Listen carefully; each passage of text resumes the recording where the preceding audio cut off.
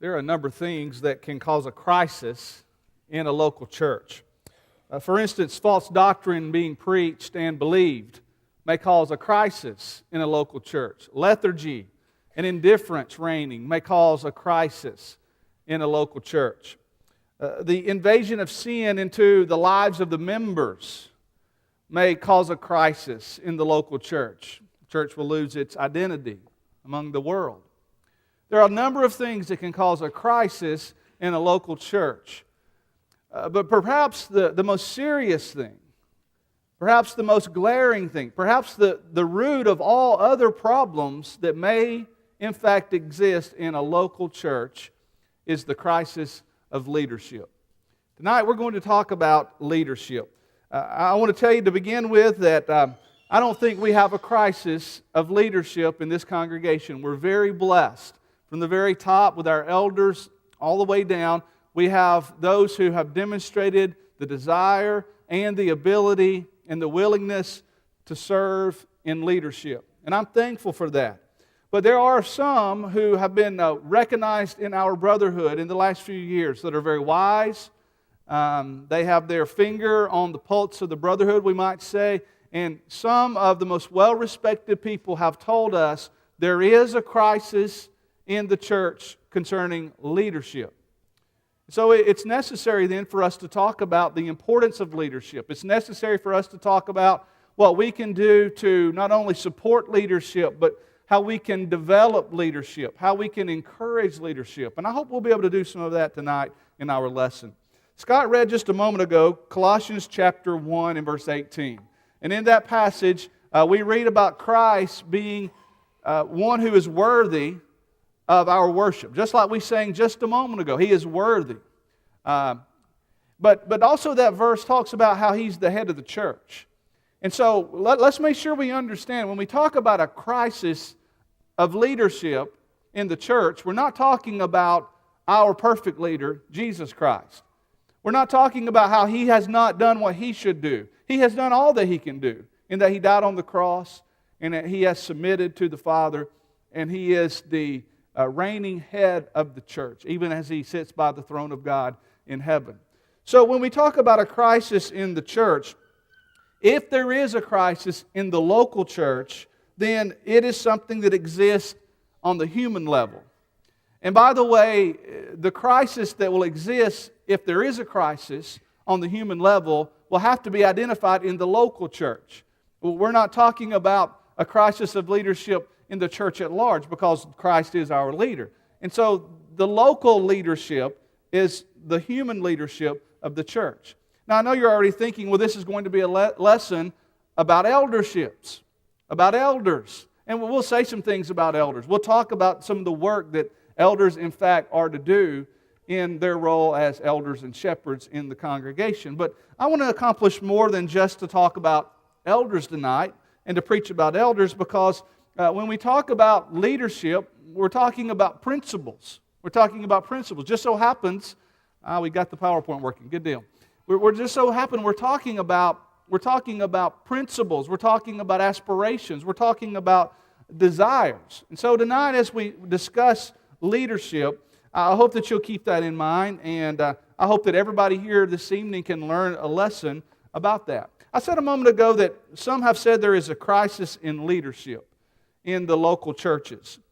And just to illustrate that, let me share some information that Brother Stephen Rogers shared in a leadership seminar a few years ago when I was preaching in Huntsville. He told about a survey that he personally conducted of 130 faithful congregations in a 50-mile radius of Evansville, Indiana, where he's the local preacher. This also included areas like Lexington, Kentucky, and Benton, Kentucky. And in this survey about leadership, this is what he found.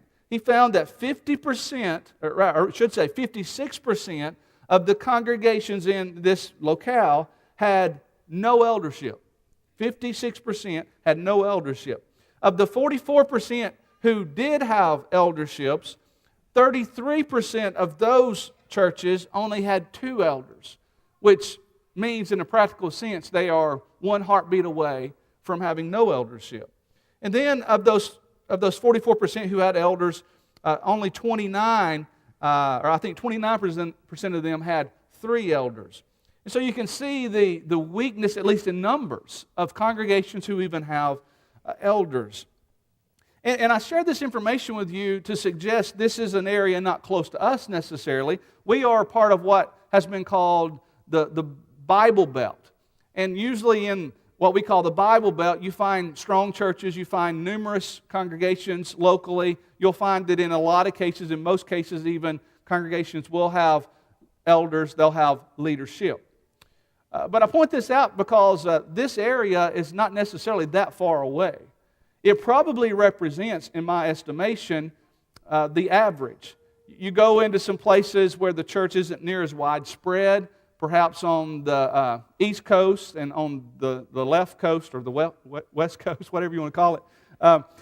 You'll probably find that maybe you won't find as many even as I cited just a moment ago.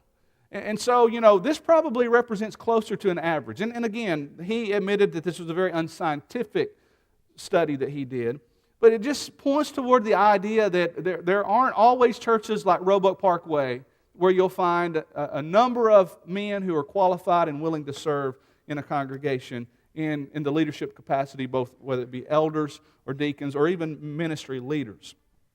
Well, it's sad facts like these that, again, have caused some people to say we've got a crisis in the church. Now, I want you to know the easiest thing to do when you look at an issue is to point out that there's a problem. I mean, anybody could stand up and say, we've got a crisis.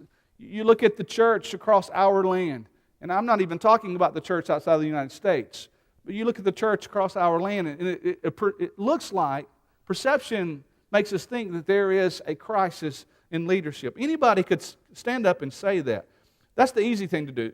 The more difficult thing to do would be to address it, to perhaps do something, to say something, to be able to alleviate that problem or address that problem. And tonight, that's what I want us to do in our lesson. I don't say that to say that, here's the answer for all of our problems. Of course, I'm not saying that at all, but I think it takes addressing the problem, it takes analyzing the problem, it takes considering some things that might be done to improve. And so tonight's lesson is simply entitled, How to Become a Better Leader. And this, I hope, will encourage people to think about leading. I hope that this lesson will encourage those who are leaders, whatever the capacity might be, all the way up to even the leadership of our elders, where we think about some things, we contemplate some things that would help all of us be better, because all of us surely would admit that we can be better whatever that we do. And to help us learn these factors, these facts, we're going to just use this word lead. And we're going to let each letter stand for a very necessary thing that will help people be better leaders, perhaps even to develop leadership qualities among our people. The first thing we're going to talk about is the willingness to learn. If we're talking about developing leadership, if we're talking about being better leaders, we need to talk about the desire to learn. Every aspect of leadership begins with learning. Even the desire to lead, is learned. I mean, you're not born with a desire, for instance, as the Bible says an elder must have, a desire to be an elder. You're not born with that. You have to learn why you should desire that you should want to lead a congregation. If an elder, or if collectively an eldership, for instance, says, we don't have anything to learn, then obviously there is a crisis. Now, I'm not suggesting that exists anywhere that I know of. But sometimes we may say, yes, I'm willing to learn, but we may not demonstrate that we're willing to learn. If Paul had not arrived, or as he said, not that I'm already perfect, by the time that he wrote Philippians chapter 3 and verse 12, then I don't think anybody, any of us, could ever say, I've arrived. I'm there. There's nothing else that I can do to improve. The psalmist gives us an example of having the willingness to learn. 15 times in the book of Psalms, he said, teach me, O Lord. That should be the attitude that every Christian has. That should be the attitude, certainly, that every leader should have. And so someone says, well, how can a leader learn? Well, there are a number of ways to learn. I mean, just practically speaking, we would begin by suggesting we learn from Christ. We learn from the greatest leader who ever lived. A leader learns to serve like Christ learned to serve. In that passage about leadership, the importance of leadership, the importance of right leadership in Matthew chapter 20 and verse 28, he said, even as the Son of Man came not to be served, but to serve. And so we learn from Christ about proper leadership and how we must serve as a leader. Elders can learn to shepherd from Jesus. Remember, He is the one who said, I am the good shepherd. John chapter 10 and verse 11. We're going to talk a little bit more about shepherding in a moment. So a leader learns from the greatest leader of all. He learns from Jesus. You know, all of us, and the leader included, should be willing to learn from our mistakes. Leaders are human, and they're not infallible. Therefore, there will be mistakes in judgment. Have you ever heard someone say, elders rule in matters of expediency and judgment, or judgment? Well, that's true. And this doesn't imply that elders don't talk about the Word and even rule in matters of Scripture, because they support the teaching of the gospel, and they are even told in Titus 1 and verse 9 to hold firm to the trustworthy word, to give instruction in sound doctrine, and to rebuke those who contradict. So they do work in matters of the Word, but since they don't rule in matters of doctrine, seeing that God's already done that, He's already given us the Bible, then we primarily say that elders rule in matters of expediency and judgment. That being the case, if someone is ruling in matters of judgment, whoever they are, right on up to the very top in terms of elders, sometimes mistakes will be made.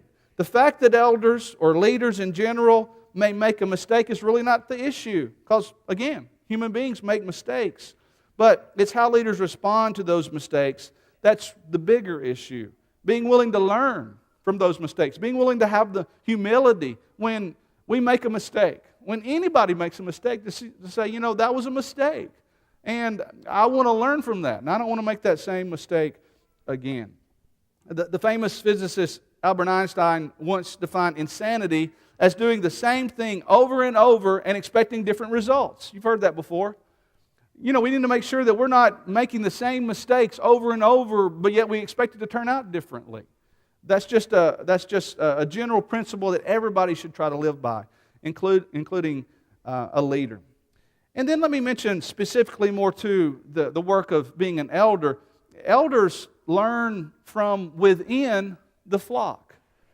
In 1 Peter chapter 5 and verse 2, and also verse 3, Peter said this, shepherd the flock of God, which is among you, exercising oversight, not under compulsion, but willingly, as God would have you, not for shameful gain, but eagerly, not domineering over those in your charge, but being examples to the flock. There are principles learned here that are very helpful for those who are shepherding a congregation. First of all, Peter says that when you shepherd, you do that among the people. You do that among the people. He says you exercise the oversight. So this verse does not dispute the fact that elders have authority. What this verse is a reminder is that with the authority of being an elder, you have to know the people. And so you have to be among the people. Shepherds know the sheep. They have to be among the flock. And he says then in verse 3, just as a reminder to make sure that it's understood, not domineering over those in your charge. So the idea here is not to be too far up here, but to be among the people. Someone once said, when a general gets too far ahead of his troops, he's often mistaken for the enemy. No leader wants to make that mistake. No leader wants to get so far out front, be so disconnected from those he's trying to lead, that he's mistaken for the enemy. And so it's just a reminder then that elders learn from within the flock. You know, sometimes I hear people allege, our elders meet too much. Our elders, and I'm not just talking about Roebuck Parkway elders, every church I've been I've been a part of, every church I've preached for, I've heard people say, I think our elders just meet too much. Well, let me suggest to you that being an elder, being a part of an eldership requires discussion.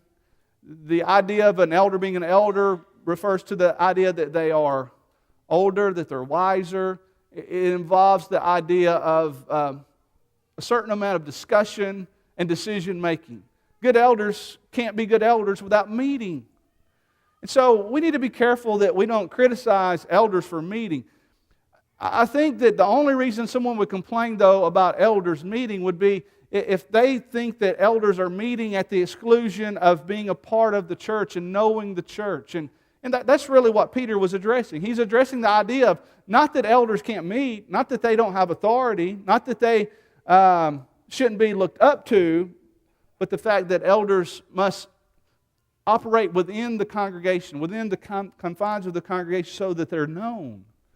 And so that they're understood, and so that the membership feels as though they know them. It's just a reminder to all of us, no matter what role we have, whether it's the role of being an elder or whether it's the role of being one of the members, one of the followers of our shepherds, that don't misunderstand each other. We need to understand the work that we're trying to do together.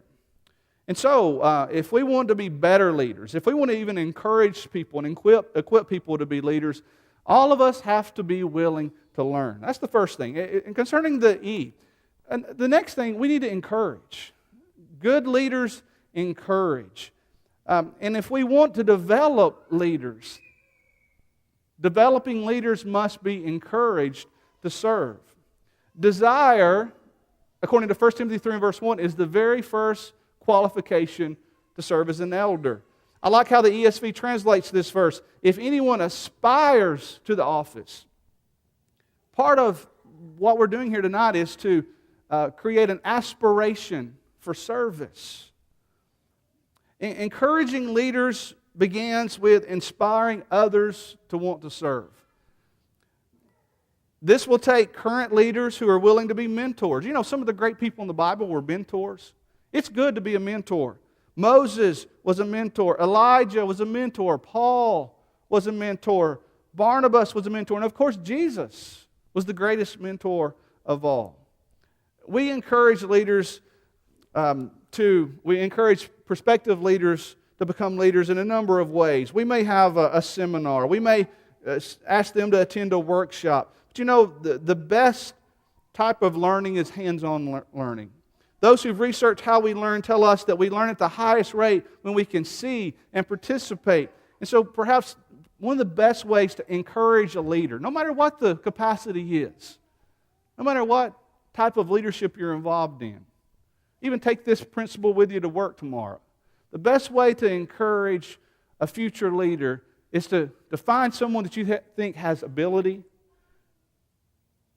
and to say, why don't you come with me and let's work together today? Why don't you come with me and let's work on this problem together? Why don't, in the church, find someone that's perhaps younger, maybe not necessarily younger, but someone that perhaps what you think would be good at serving in this leadership capacity and say, let's go do something together today to serve the Lord. And allow that person to see how a leader really serves. Now, before I leave this point, I want to caution about something that often happens in the general membership of a congregation that I'm afraid has an adverse effect on encouraging leadership. Too many times, I'm afraid, Christians become unjustified critics of leaders. You ever heard somebody say, why did they decide to do that? Why are we spending our money there? And and you could go on and on with these various circumstances where people are standing back and they're maybe whispering. Sometimes they're bold enough just to say it out loud, and they question, and it's really more of a criticism of leadership.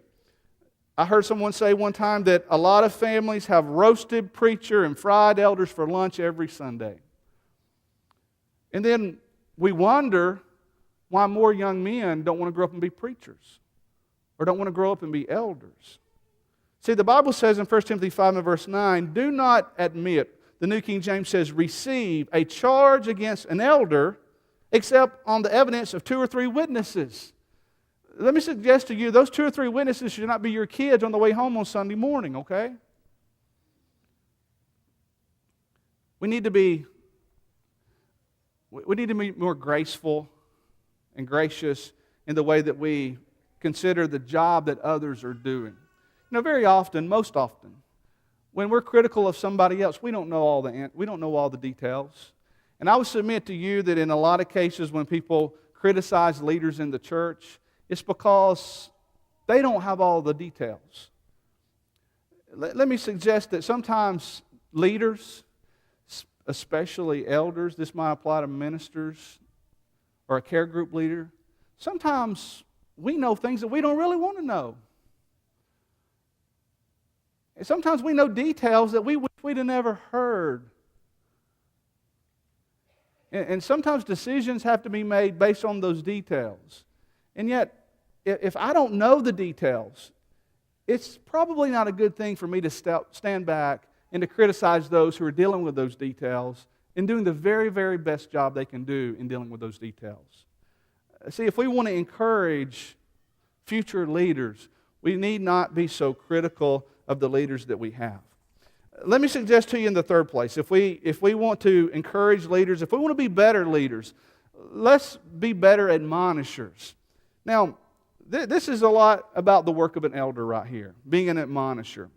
All of us can do this in our own limited capacity, but one of the main tasks of being a leader, in the sense of being an elder, is to do the work of admonishing. Listen to what 1 Thessalonians 5 and verse 12 says. We ask you, Paul says, we ask you, brothers, to respect those who labor among you and who are over you in the Lord. No doubt he's talking about elders here. He says, respect those who labor among you and are over you in the Lord and admonish you. There's a reason I imagine that Paul told the people to respect those who admonish you. It's because the work of admonishing is difficult work. An elder, as I said before, should hold firm, to the trustworthy word as taught, that he may be able to give instruction in sound doctrine and also rebuke those who contradict it. That's a little bit stronger word than the word admonishment. But the idea, though, is sometimes elders have to deal with difficult situations. And so the work of admonishment really grows out of the work of shepherding. And by that I mean shepherding is based upon love, knowledge, and a concern for an individual. And the problem is admonishment that is done without the proper idea of shepherding will be ineffective, because those ideas, those qualities that a shepherd needs, the love for a person, the concern for a person, if those things aren't there, then admonishment is going to come across more as if someone is just, getting down on you, not understanding the real purpose of that. Listen to what Jesus said, I am the good shepherd, and I know my own, and my own know me. So you can see the idea of knowledge and concern for the sheep. He said in verse 27 in John chapter 10, my sheep hear my voice, and I know them, and they follow me. Because they know Him, and they recognize His voice, they will follow.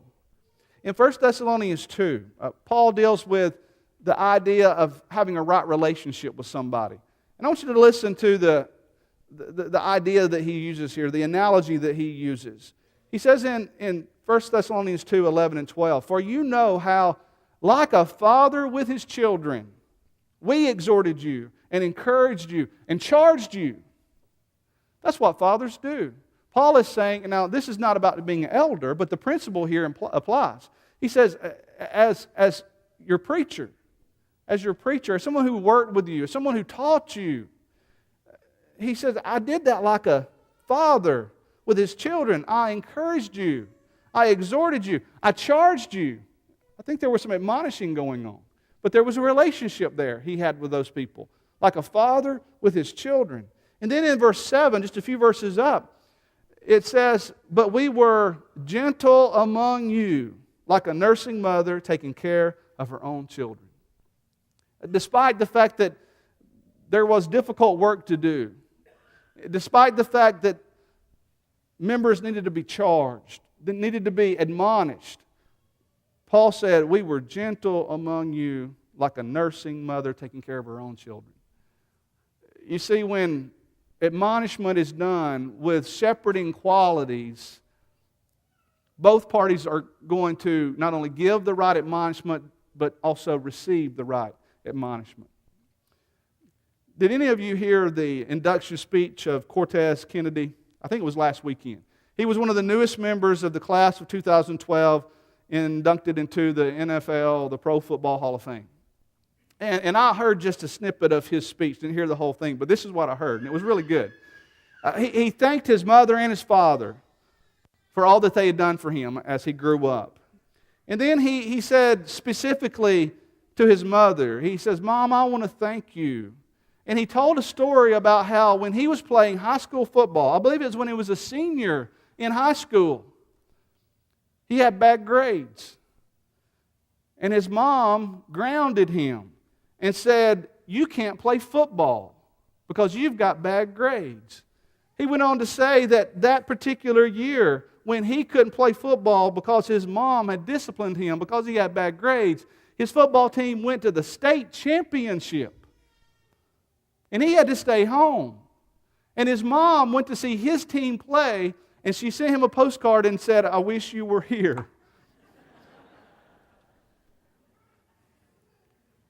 But you know, he wasn't mad about that, though. Now, I guess he was when he was a senior. He was probably mad about it. But maturing and reflecting on that as a grown man, he looked back on that and he said, you know, that was a good thing what my mom did for me. She had my best interest at heart. I mean, she punished me, but I know she loved me, and I know she cared about me. And that's the idea about admonishment with a shepherding quality.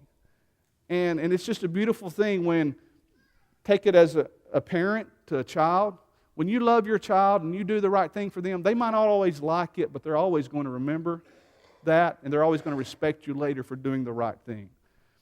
Very quickly, let me talk about the idea of delegation. If we're going to be better leaders at any level, again, take this to work with you tomorrow. If you're going to be a better leader at any level, learn how to better delegate. In 1979, the Little River Band recorded a song. It was entitled, The Lonesome Loser. You hear that every now and then on the classic stations today. Have you heard about the Lonesome Loser?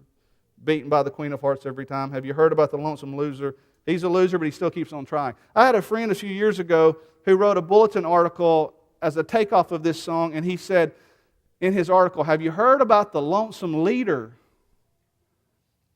Sometimes leadership can be lonesome. Sometimes leaders struggle. Sometimes they feel isolated. Sometimes they feel like they're the only ones who really care and are doing the work.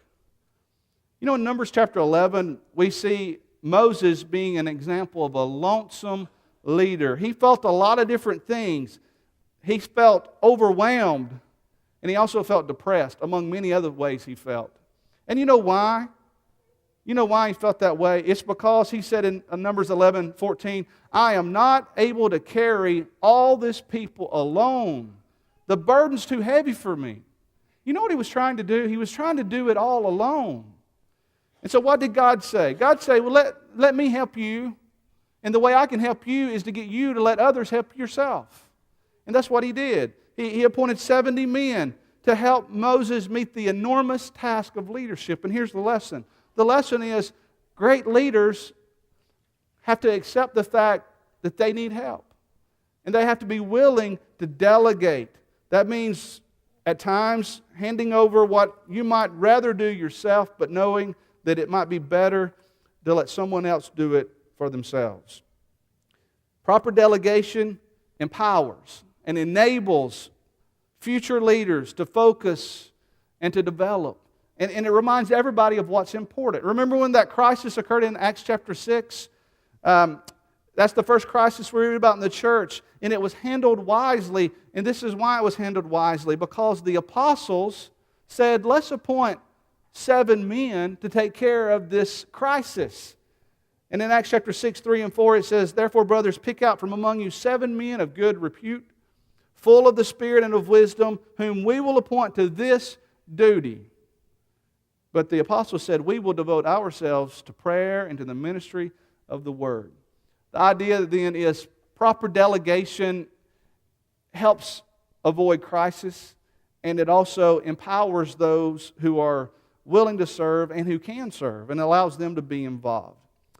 There's a great textual study about involvement, about the delegation for people to be involved in 1 Corinthians chapter 12, but I'm not going to spend that time with you this evening because I've already gone overboard. I want to conclude tonight by just reminding you that leadership really is important. And if we want to increase leadership, if we want to be better leaders, if we want to develop leadership, remember these 4 principles tonight. In our invitation, I want you to think about the greatest leader who ever lived, Jesus Christ.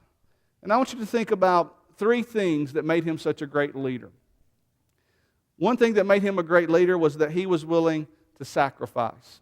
You read that passage in Philippians chapter 2 about what he was willing to give up. He was in heaven, and though he was in the form of God, he did not count equality with God to be a thing to be grasped, but he made himself nothing. In other words, he emptied himself, and he gave all that up. A great leader is willing to sacrifice. A great leader is willing to submit. James says, submit yourselves therefore to God. A great leader is willing to submit. Jesus submitted to his Father who is in heaven. Even when he was tempted not to do the will of the Father, he always did the will of the Father. And of course, he was willing to serve. A great leader is willing to serve. You say, well, I know that. I've heard that all about Jesus. Those 3 principles allows people to get right with God as well. When a person is willing to sacrifice, when they're willing to give up what's wrong in their life, they get a step closer to Jesus. When a person is willing to submit, they take that step to Jesus that is so useful in obeying the gospel, submitting to God's plan for their life. You may be here tonight and you haven't submitted to God's plan. You haven't repented based on your belief in Jesus. You haven't repented and confessed Jesus before men and been baptized for the forgiveness of your sins. That gets you into the frame of mind, and it takes you to the place where you can obey the gospel and be saved. And then, of course, after we're baptized and after we're saved, then we continue to serve. We serve faithfully until death so that we can have the crown of life. Revelation chapter 2 and verse 10. And so I want to remind you to take a lesson from the greatest leader of all tonight. No matter who you are, no matter where you're at in your relationship with the Lord, those principles get you closer to being like He wants you to be. And if you're not where you need to be, if you're not the person that you need to be, tonight we want to offer the invitation of Jesus to you so that you can come and be baptized, or so that you can come and be restored. And if you need to do that, why don't you come right now as we stand and as we sing.